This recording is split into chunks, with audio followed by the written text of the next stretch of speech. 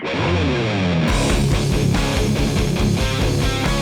back to the show. Today we're going to be talking about some ways to be more profitable in your business, and we're going to talk about some mistakes that I made with in regards to this, and some ways to figure out how to offer more profitable services. So should be a good show. Hang out with me, and we'll get through this. So appreciate you tuning in. Appreciate you sharing the shows, the episodes. I appreciate you leaving the reviews, all of the love and attention you guys give. I really appreciate it. It helps to keep me motivated to keep doing these episodes. So let's get into it. We're talking about, I mean, not obviously, I've mentioned before that you need to charge more, right? Like I've said that, so I'm blue in the face. But one of the things that I see a lot of contractors doing, and I had this conversation today in a different way, kind of in a roundabout way, but I was talking to a contractor and he was asking me about adding some services to his existing services. And I don't want to get into that just yet, but what a lot of contractors do is they try to be generalist. They try to be the wide net strategy, right? They try to throw out there this huge net because that makes more sense that I'm going to be able to catch more fish if I throw out a wide net. And that is, I mean, that's true in reality. Like if you throw a net out, you could probably catch more fish, but you're going to catch a lot of different fish. And part of this also ties into marketing efforts and sales. So all of these things are really kind of tied together. And it comes down to narrowing down your offerings. And by the way, side note, don't eat a protein bar right before you record a podcast because that stuff sits in your throat. I had to spend like 10 minutes before I was going to record this, and it's still lingering in there. So I apologize for the throat clearing. All right, back to back to the show. Um, all of this ties together. So when I first started my business, I started out doing handyman services because that's all I had. I had $1,000 in the bank. I had a pickup truck and I had a few tools. So I really didn't have much capital whatsoever. I started doing a lot of handyman stuff, anything I can get my hand on. I had business cards printed up, and on the back of the card, I had like 30 different services that we offer. I was offering carpentry, pressure washing, gutter cleaning, roof repair, drywall repair, just about everything, like anything you can think of. I'm like, I'll just put everything on there. That way I can get a little bit of everything. And the reality of it is that even like the first year in business, I didn't even do all of the services that I had on my card, on the back of my business card. And later on, within a few years, I even took that off of my card because when I stopped offering things like pressure washing, it was still on the back of my card. I would still get calls for it, and I wasn't doing that. So later on, I even removed some of these services. But this is what a lot of people do. So they start a business and they want to be, let's say they want to do remodeling, right? They're going to do, they've been working as a remodeler for a company for 3 or 4 or 5, 10 years. They're going to start their own business doing remodeling. So they go out there and they start their business and they get 2 or 3 jobs through family and friends, and then the phone's kind of not ringing. There's not much work, and they need work. Oh, I need work. So what do? Somebody calls and says, "Hey, I have a deck that I need built. Can you do that?" Yeah, I can do that. I mean, I haven't built one in like 3 or 4 years, but I'm sure I can figure it out. So I'm going to start building decks. And so you go do a deck job.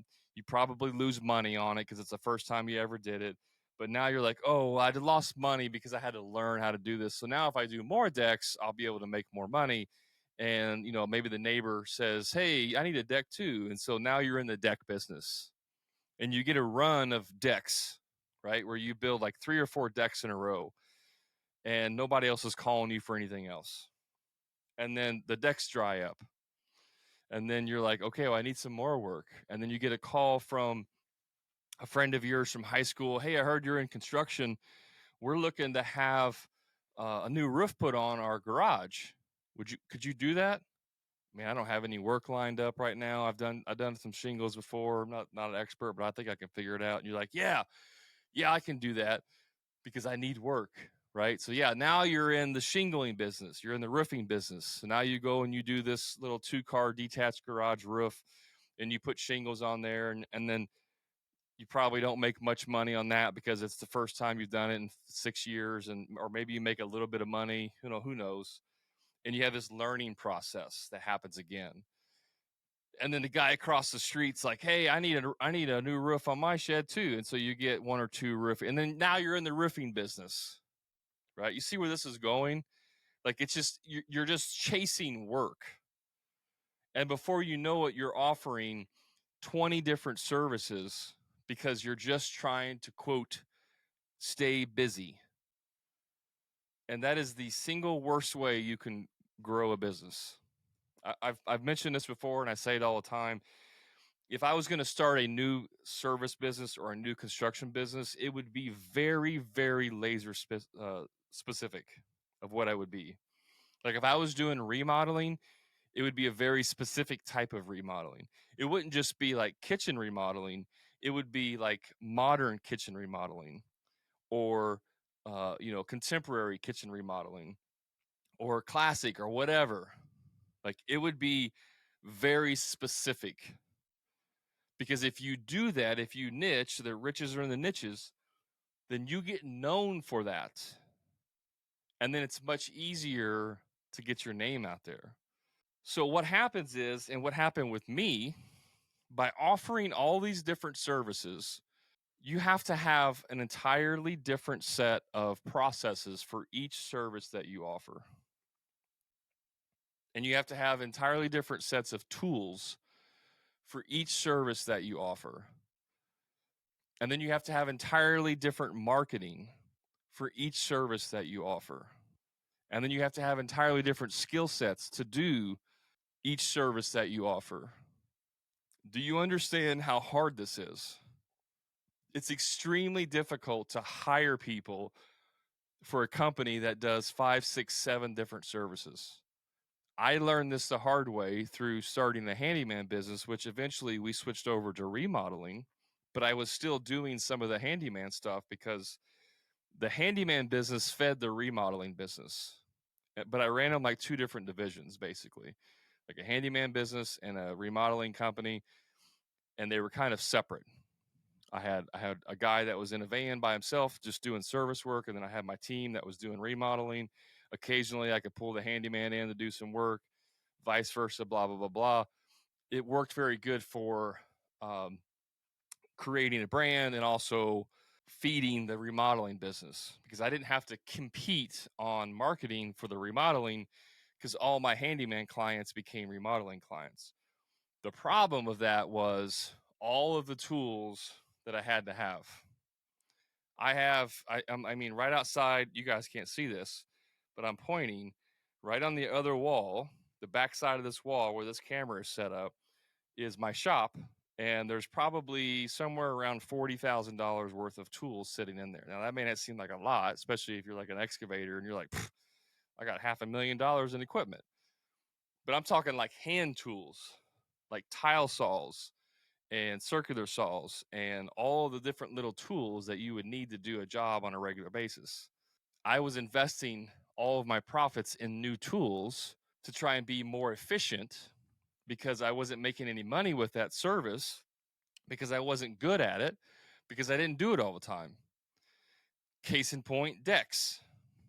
I have a box out there that's set up just for deck builds.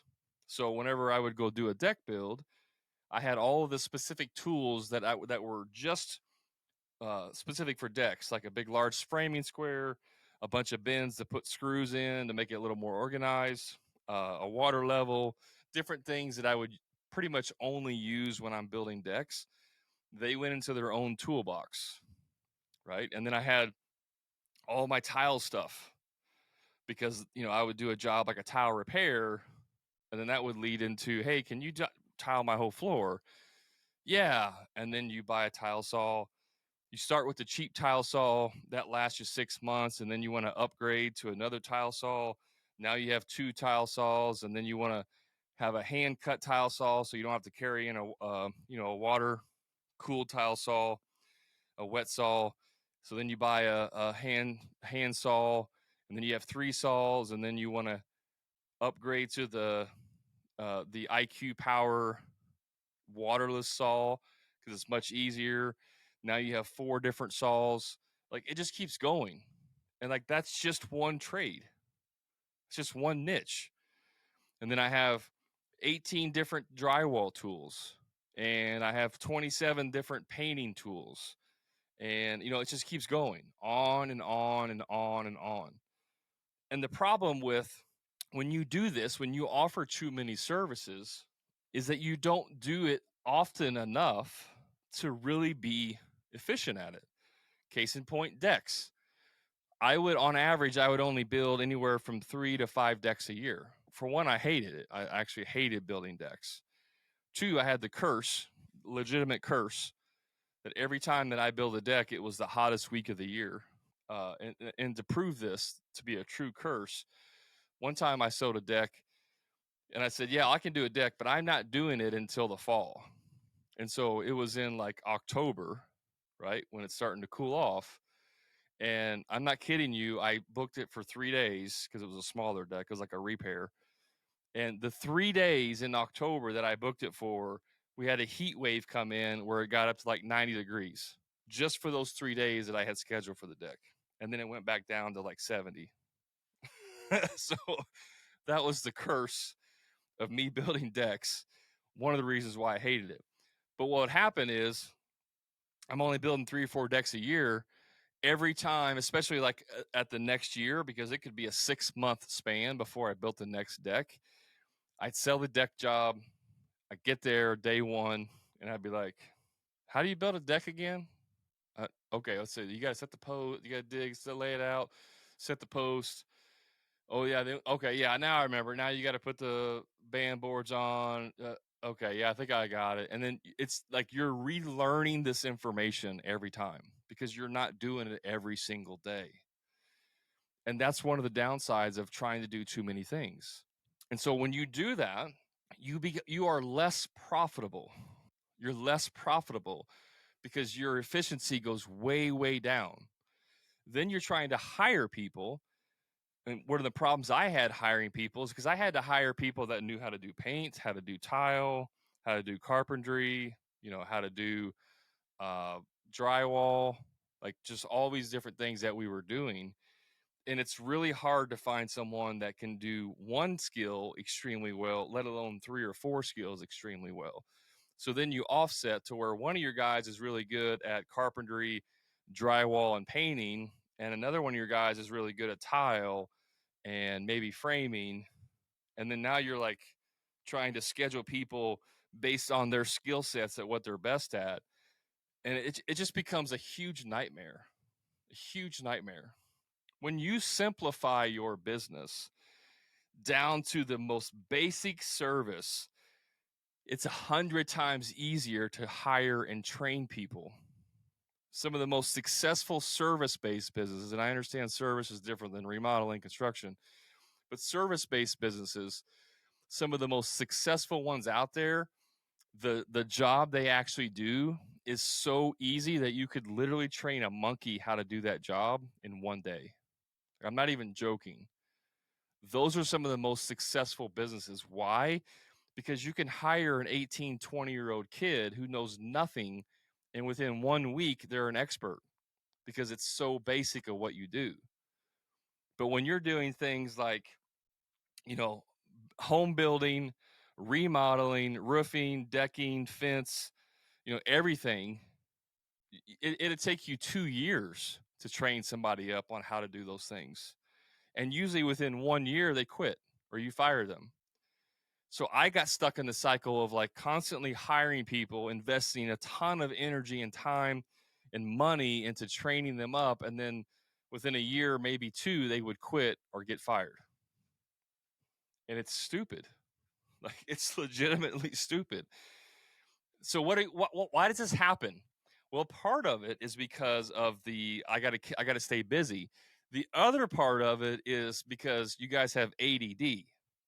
See, you don't want to do the same thing every day, and so you love the difference, the change of scenery, right? Because it's you're not doing the same thing.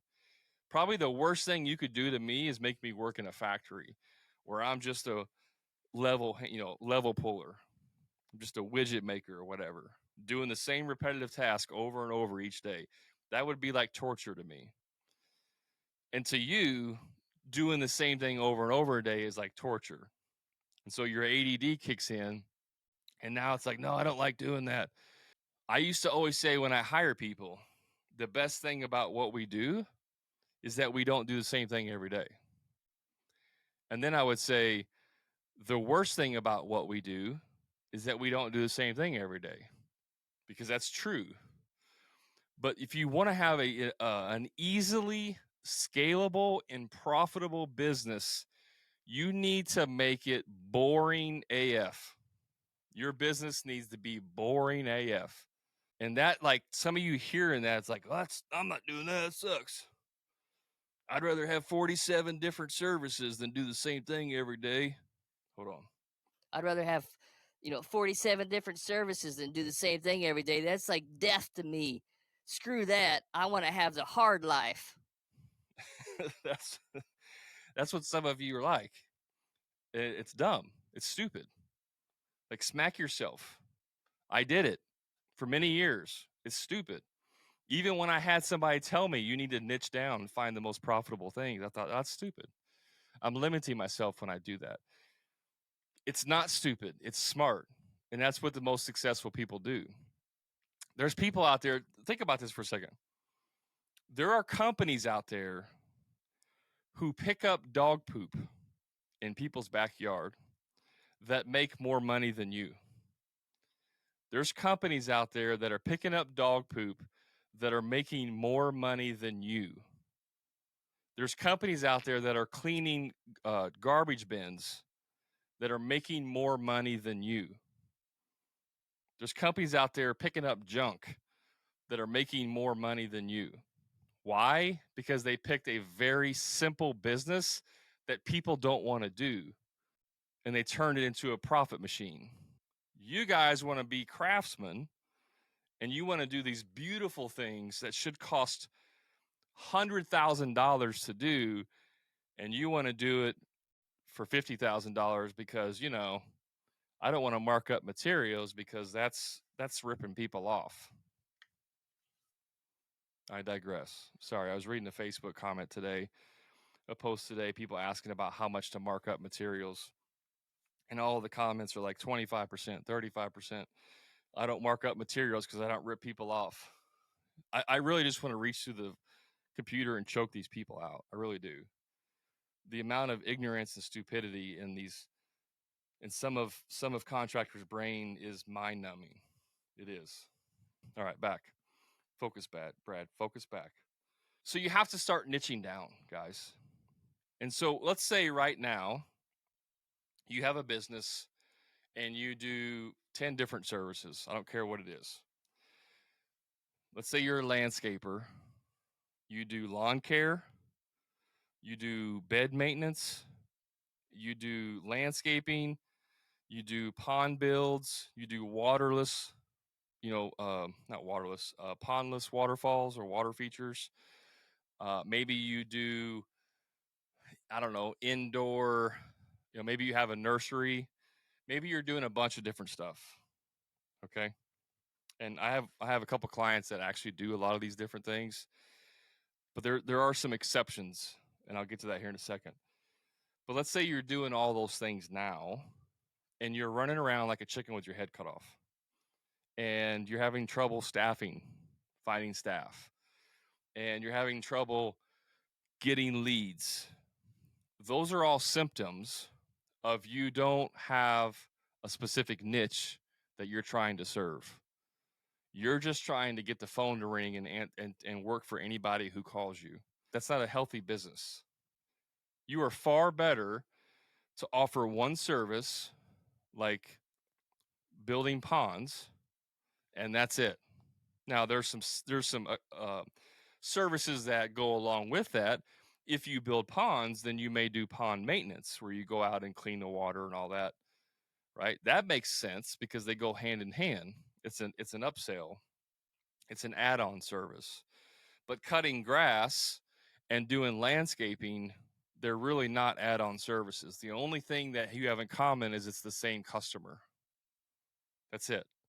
There's nothing in common between cutting grass and doing landscaping. Those two skill sets don't even translate over. It's a natural progression for a lot of landscaping lawn care companies to do lawn care and then work their way into landscaping because they can see dollar signs. They see dollar signs in the landscaping side, so they pick it up, but they don't drop off the lawn care because that's their bread and butter. Again, there are millionaires out there that became millionaires just cutting grass. They become really good and really efficient at cutting grass. And there's landscapers that are very successful because they don't do lawn care. They just focus on landscaping. Just a quick timeout from the show.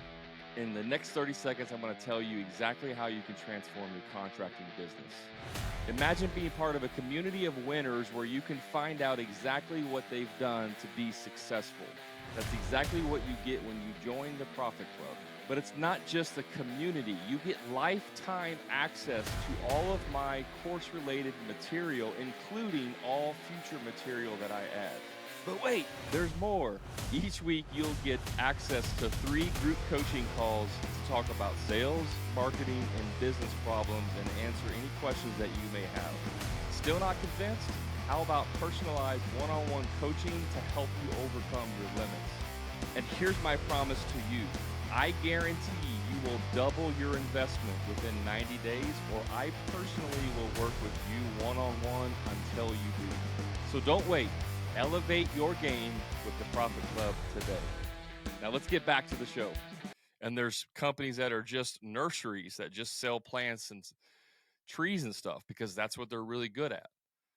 Now, again, these things can complement each other, but you don't do that all at the same time. You start with one service and you get laser focused on it and you lean the crap out of it. And by the way, lean is just a term for manufacturing where you take a process and make it as efficient as possible. And so you lean the crap out of your business so that there's literally no more room for efficiencies. Like it's an efficiency machine, right? And then when you're there and you have it scaled, in other words, you have leads coming in, you're filling the schedule, you got people to hire, the processes are in place, everything's going smoothly, then and only then you can add on a service that complements what you're already doing because you got laser focused on one thing and figured it all out. And then you're adding another service, getting laser focused on that service and figuring it out, and so on and so on. But if you're doing 10 different services right now, in other words, if you called me and you're like, hey, Brad, you help my business, I'm not making any money, things are crazy, and we get on a call together, and I say, what all do you do? And you say, well, I do lawn care, landscaping, I have a nursery, I do ponds, I do maintenance, I do this, and this. I do snowplow removal, holiday Christmas lighting. I'm like, holy crap, dude. Like, can you let's take some Adderall or something. Let's get down and focused.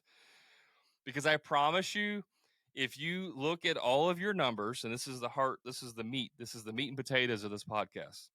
What you need to do is look at all of your services at the end of the year. Okay. Let's say you're doing 10 different services.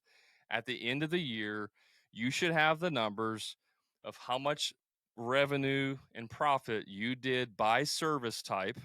So, how much money did you make cutting grass? How much money did you do snowplow removal? How much money did you do in your nursery? How much in the landscaping? How much in the tree lighting, the Christmas lights, so on and so on? And look at those. And whatever one is underperforming should be cut immediately. Because what that underperforming service that you're offering is doing is stealing profit from the other services that you're offering. So let me hit this from a different angle. Let's say you do lawn care and you do landscaping. Let's make it very simple. You do landscaping. Landscaping is a very broad term, but let's just say you do landscaping and you do lawn care. 2 services. At the end of the year, you look at the numbers. Your lawn care was 25% of your total revenue, okay? And your average profit on those jobs was 35% gross profit. And your landscaping was, I think, what I say, it was 25. The other one is 75%, or whatever the difference is. And that 75% makes up your profit margin on those averages 45%. So 25% of your revenue, total revenue, is lawn care, and 35% of that is gross profit. 75% of your revenue is landscaping, and your profit margins are 45%. Most of you would be able to tell that your landscaping you make 10% more profit on a landscaping project versus lawn care, right? So if you took that lawn care, which is taking up it's 25% of your revenue, the next thing you look at is how much time do I spend doing that service? So a lot of companies that do both of these will dedicate 1 or 2 days a week to cut grass, and then the other 2 to 4 days a week, or 1 to or 3 to 4 days or whatever, are doing landscaping, because they don't have 2 separate businesses. They don't have 2 separate divisions. So the guys are cutting grass on Monday, Tuesday. They're doing landscaping on Wednesday, Thursday, Friday. Same guys. So what happens here? Can you not see the lost opportunity cost that you have right now? If you're cutting grass 1 day a week, that's 20% of your time. Each week, 20% is going to a service that only gets you 35% profit margins and is only contributing to 25% of your revenue. Now, if you were on the other side of that conversation, what would you tell that contractor? You would tell them you need to drop your lawn care immediately, because simply doing that is going to give you a 10% increase in profit 1 day a week automatically. Does that make sense? You guys see how I'm coming to that? You're eliminating things that are not profitable. But Brad, I love cutting grass. It's my favorite thing in the world to do. Okay, then quit doing landscaping and do grass cutting if you're so passionate about cutting grass. Well, I don't want to do that because I can only do it 7 months out of the year, or 8 months out of the year, or whatever. So then I have to take up snow plowing. Guys, I'm telling you right now, if you get laser focused on one thing, do it exceptionally well, systematize it, and figure out how to dumb it down, your life will be 100 times easier and more enjoyable, and you will make way more money. I promise you. I promise you this. When you niche down, it makes everything so much easier.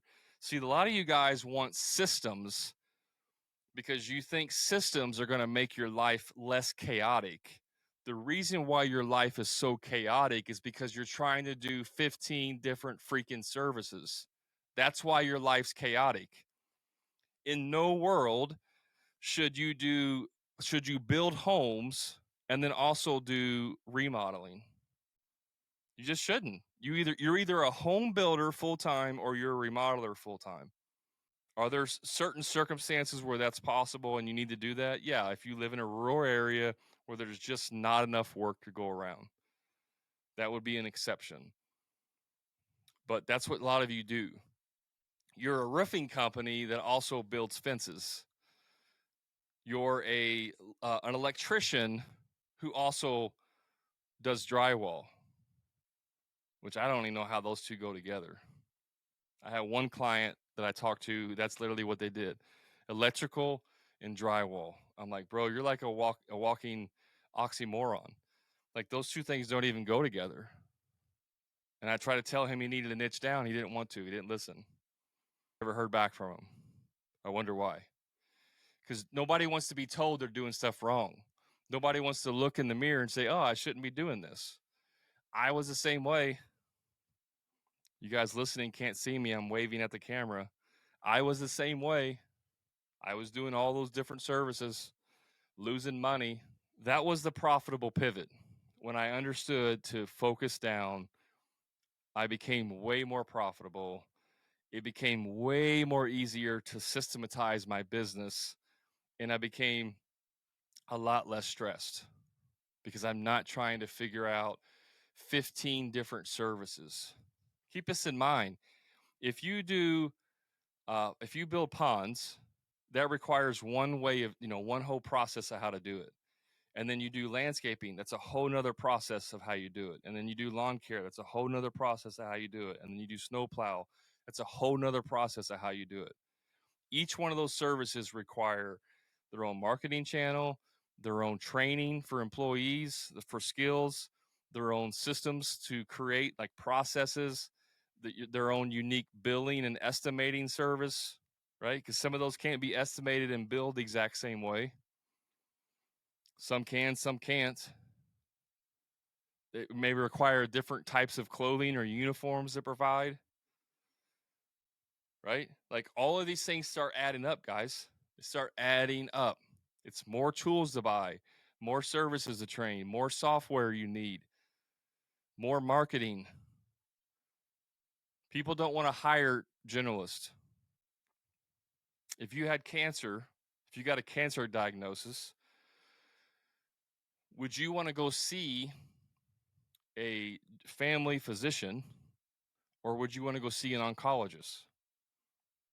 More importantly, if you had, let's say, prostate cancer, would you want to go see a oncologist, a general oncologist, or would you want to go see an oncologist who specializes in prostate cancer? Most of you would say, I want to go see a prostate cancer specialist. Yet you can't look at your business the same way. Well, yeah, Brad, I'm good. Brad, I can do everything. I've been doing construction since I was 6 months old. When I was 6 months, I was up on the roof with my dad and a hammer, and I was putting shingles on. So I can do everything, Brad. I laugh at myself every time I do that voice. But that's how ridiculous some of you sound when I talk to you. I'll just tell you straight up. Some of you guys, when I get on a call with you to see about helping you, I get off the call and I shake my head and I say, that guy is never going to be successful. He's never going to be successful. He either has too much ego, he has no focus whatsoever. I've talked to guys that want to do construction, and then they also want to get into apartment, real estate, building apartments. And then they also want to start a DIY, service to help homeowners. I'm like, what are you talking about? Like, you're in 3 different planets right now, and you think you're going to be able to do all of these effectively? No, you're not. Every time you change services or add a service, you divide your attention in half. You have to get laser focused. You have to. It has to be boring. I want you to get to the point to where you walk in the office and sit down and twiddle your thumbs and say, I don't have anything to do today. I don't know what I want to do. Guys are out doing their work. The office staff's doing their thing. Everything's taken care of. Marketing's taken care of. Phone's ringing. Like, I guess maybe I'll just go to the range today and practice for a while. Or maybe I'll go ride my motorcycle. That's where you need to get to. And those are boring businesses. It's boring. Those aren't sexy businesses. Yeah. But Brad, I'm an artist, and I do extremely artistic bathroom remodels, right? So I like to do these super exclusive waterfall, 18 different types of tile coming together, and it's like a piece of art. That's what I really want to do. Okay, there's maybe like 5 people in the world who want that service, right? If that's what you want to do, then you do that as a hobby and as a passion. But you still have to get to that point, especially if you're starting out. You have to start out doing basic 12 by 12 floor tile, by doing basic subway tile. That's where you start out. That's your bread and butter. And as you get more profitable, as you get more well known, as you expand your knowledge and your processes, and you get it to where it's so dialed in, and then someone calls you and is like, "Hey, I want this off the wall crazy." You're like, "Yes, that's a custom job. It's going to be 10 times more expensive, but I can definitely help you." But you guys think that that's how every single job's going to be. It's not. Not especially not when you're starting out. You have to be well known, right? No one's going to go commission a piece of art from somebody that just started last month and pay top dollar for it. It doesn't happen that way. Everybody's got to make their case, build their value in the marketplace. And the way you do that is by being very laser specific in one thing. So, what you need to be doing, the takeaway here, is you need to look at all of your services, figure out what your revenue is and profit margin by service, and start whittling out the ones that you don't do or don't make you much money. And here's this is key. This is the most important thing. If you cut out building ponds, if you're a landscaper and you build ponds and you go through this and you realize I only build 2 ponds a year, I don't make any money, I'm cutting those out. Perfect. Good job. Now, next week, Murphy's Law says you will get a call from somebody who wants to build a pond, and it's going to be this amazing pond that is going to cost $100,000. And you're going to be like, "Oh my gosh, I can't. This is the one I always wanted." This is the art piece I always wanted. I'll just I'll put off not doing those until after this project. No, you have to have discipline and say, "We don't do this service anymore." That's the discipline, because most of you will fall back.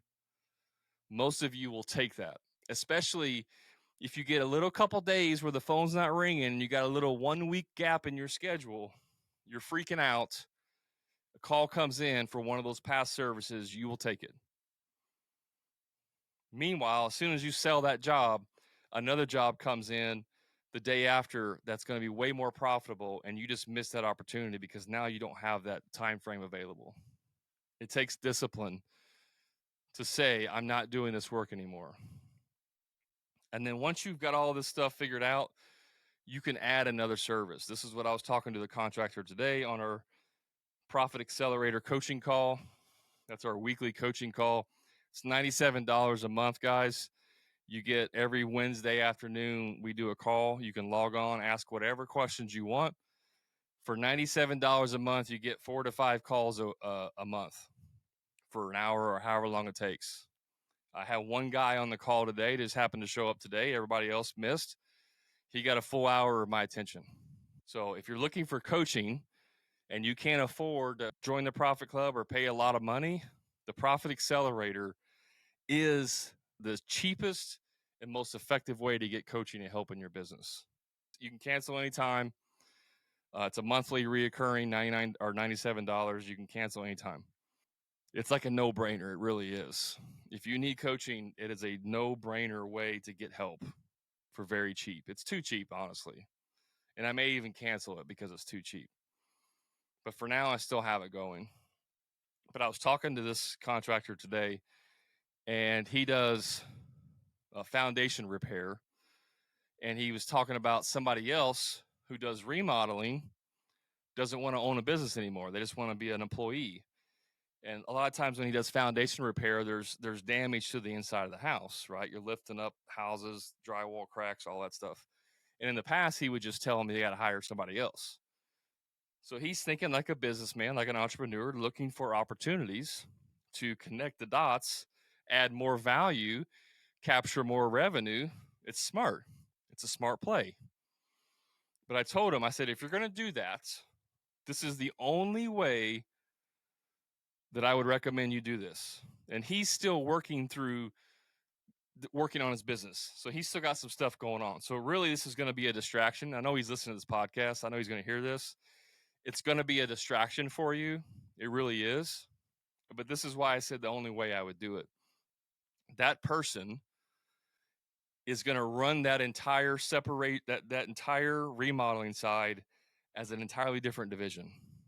So in other words, that guy is like the CEO of a remodeling division.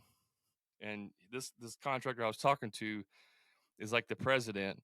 He's going to run his other business and just manage the division of remodeling. They can't be intertwined. It can't be a situation where the remodeling guy needs to borrow two guys from his other crew and so on and so on. That guy has to run everything: order materials, project management, schedule subs. He has to do 100% of it.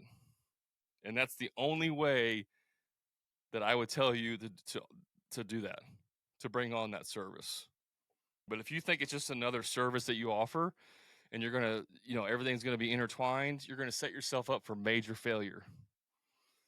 I can't tell you how many guys quit jobs because the owner comes in one day. Hey guys, good news. I know we do drywall, but we're gonna start doing masonry too. And the guy's like, "What? Masonry? We don't know anything about freaking masonry. We finish drywall, hang and finish drywall. It's not that hard. I'll teach you everything you need to know." And then now guys who have set their life around doing mason or drywall, now they have to learn a whole new skill, and they get frustrated with it because maybe they've been doing drywall for 10 years. Now you want them to do masonry. They don't know what they're doing. It's a new skill. They get frustrated because they're not good at it right off the bat, and so they end up quitting. That stuff happens. I'm telling you right now, if you have a hard time retaining employees and you do multiple different services, very good chance that your team is frustrated because you have them going in so many different directions. Very good chance that that's what's going on. And if you have a simple conversation with them and ask them, what would you rather do? And when I was doing both, I had one guy that loved doing service work, had another guy that loved doing remodels because he wanted to go to one place every day for a week or 2 weeks or 3 weeks. The other guy loved the variety of work, and he may go do 3 or 4 jobs a day. Two different people, two different preferences of work to do. And when you start making them do each other's jobs, they get frustrated. That happens all the time. So to recap here, get laser specific, pick the most profitable jobs each year, cut out 1 to 2 of your least profitable services. Preferably you do it right now and like just cut them all out and pick 1 or 2 main ones. I know you're not going to listen to me though. You're going to give me a bunch of excuses as to why that won't work. That's okay. It's your business. You can do whatever you want. Just telling you what works. You can choose to do what doesn't work. That's your choice. But eliminate all of the ones that are not profitable and don't be freaking tempted to do that when the call comes in. You got to have discipline. Every person that I've had do this, every contractor that's done this and takes my advice and gets laser focused makes way more money. Their life is way easier, and it's just all around a better situation. Every one of them. So it's up to you. It's your choice. Guys, thanks for hanging out with me. I really appreciate all the love you guys share. Do me a favor and share this podcast episode with someone that you think may benefit from it. Go leave me a review on your favorite platform. I'd appreciate it. And you know where to find me: Instagram, TikTok, Facebook, YouTube. Just search for the Hammer and Grind podcast. You can find me there. Until next time, guys, remember, profit is not a dirty word.